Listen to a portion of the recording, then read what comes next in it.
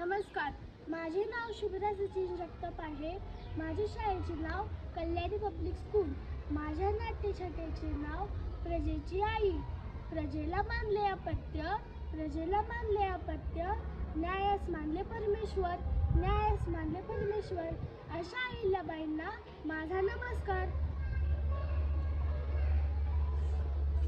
आज पुन्हा एकदा मी राणी म्हणून नाही तर माझ्या प्रजेतले सामान्य स्त्री म्हणून बाहेर पडले आहे.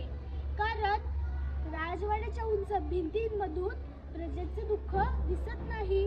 ते जाणून घ्यायचे असेल तर त्यांच्या दारापर्यंत जावे लागते. हा शेतकरी दिवसभर कष्ट करतो, पण त्याच्या घरात 2 वेळचे अन्नही मिळत नाही. ती वृद्ध माई औषधाभावी वेदना सहन करत आहे आणि तो लहान मुलगा पायात चप्पल नाही पण डोळ्यात मोठे स्वप्ने आहेत. हे पाहून माझं मन व्याकुळ होतं. राज्य म्हणजे फक्त कर गोळा करणे नव्हे, तर राज्य म्हणजे प्रत्येक अश्रूंची जबाबदारी घेणं असतं. दुसऱ्या दिवशी मी पुन्हा माझ्या राजवाड्यात बसले.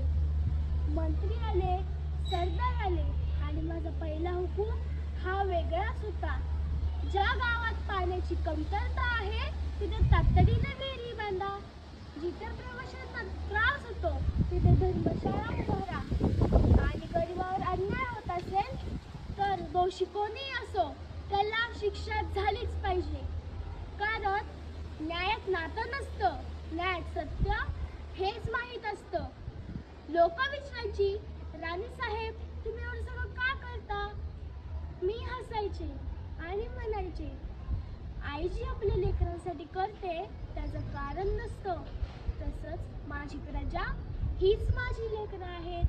त्यांच्या चेहऱ्यावरचं हास्य हाच माझा खजिना आहे. त्यांचा विश्वास हेच माझं सामर्थ्य आहे. आजही मला वाटतं राज्य चालवण्यासाठी मोठी सेना नव्हे, मोठं हृदय लागतं. मोठा राजवाडा नव्हे, मोठा विचार लागतो. जर तुम्हाला माझी आठवण ठेवायची असेल तर मोठा पुतळा उभारू नका. एखाद्या गरजूवंताचा हात धरा, एखाद्या दुखी माणसाचे अश्रू पुसा आणि एखाद्यावर अन्याय होत असेल तर त्याच्या बाजूने ठामपणे उभे राहा.